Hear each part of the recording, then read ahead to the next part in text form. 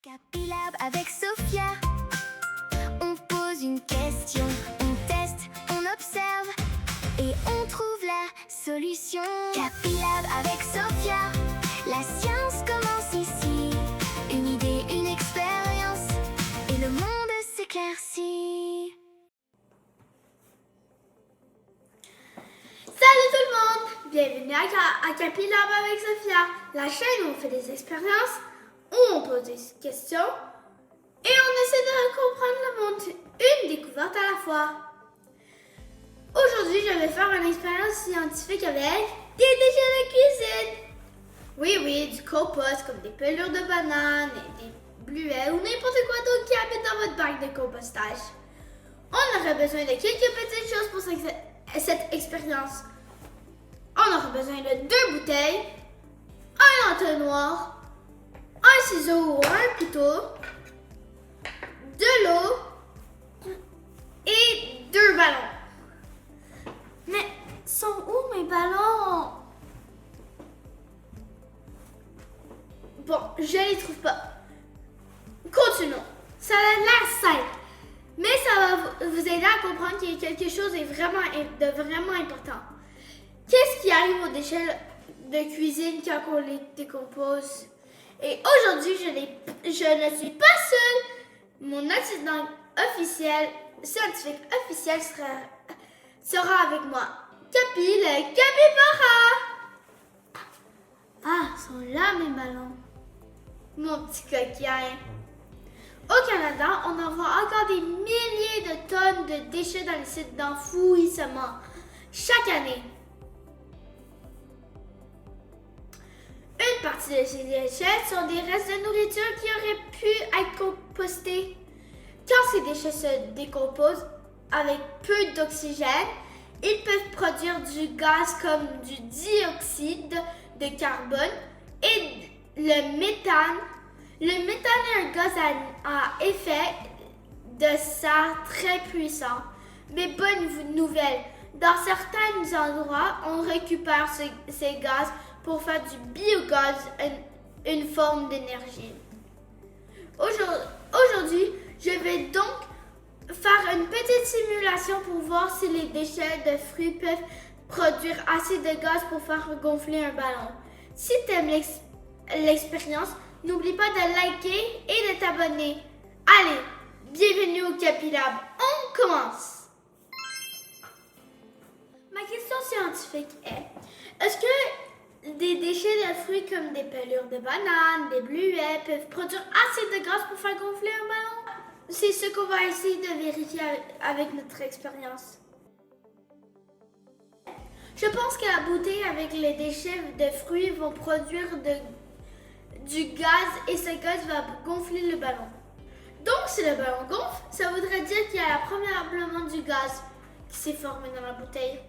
Capi lui pense pense surtout que ça va sentir bizarre. La chose qui va changer, c'est la présence des déchets de fruits. Dans la bouteille, je vais mettre de l'eau avec des pelures de bananes et des bluets. Dans l'autre bouteille, je vais mettre seulement de l'eau. La bouteille avec des fruits sera ma bouteille expérimentale et la bouteille avec seulement de l'eau sera ma bouteille témoin. D'abord, je vais couper les pelures de bananes en petits morceaux. Plus les morceaux sont petits, plus ils vont se décomposer facilement.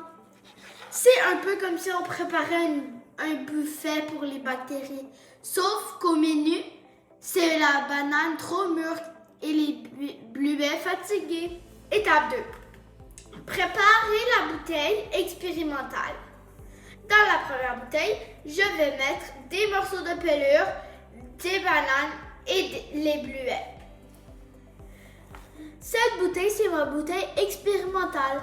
C'est elle où je pense qu'il va se passer quelque chose. Ensuite, je vais ajouter de l'eau dans la bouteille, jusqu'au rebord. L'eau m'aide à créer un environnement avec moins d'air, donc moins d'oxygène. Étape 3. Préparer la bouteille témoin. Dans la deuxième bouteille, je vais mettre seulement de l'eau. Cette bouteille est ma bouteille témoin. Elle est importante parce qu'elle me permet de comparer avec la bouteille qui contient les déchets de fruits. Étape 4. Installer les ballons. Ensuite, je vais placer un ballon sur le dessus de chaque bouteille. Il faut bien installer pour que le gaz ne s'échappe pas. Là, les ballons vont servir à capturer le gaz produit dans les bouteilles.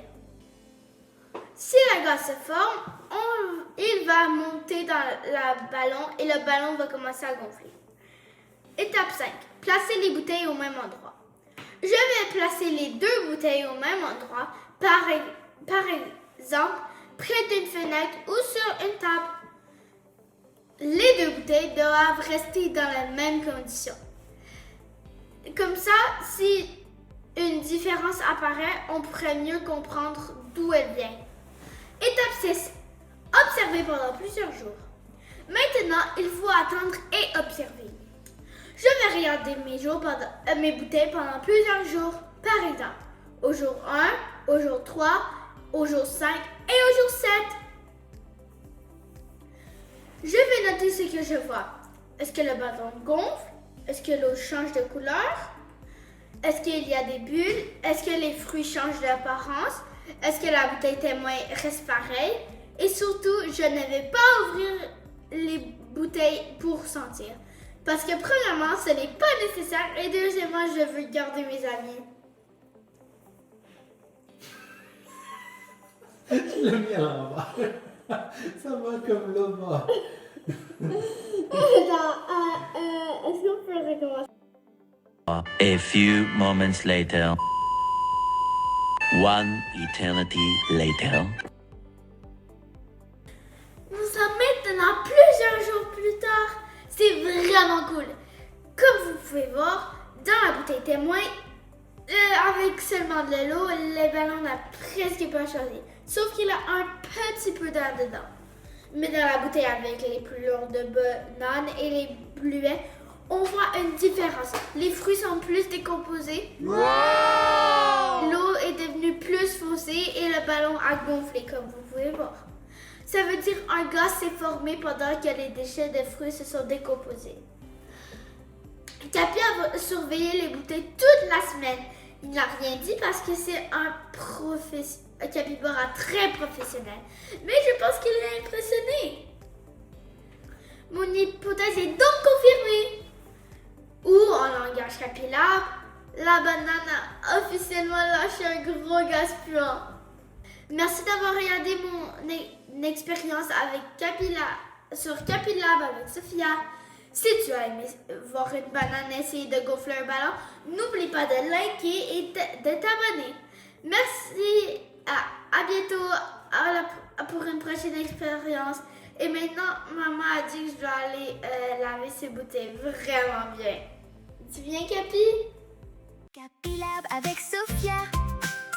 On pose une question, on teste, on observe et on trouve la solution. Capilab avec Sophia, la science.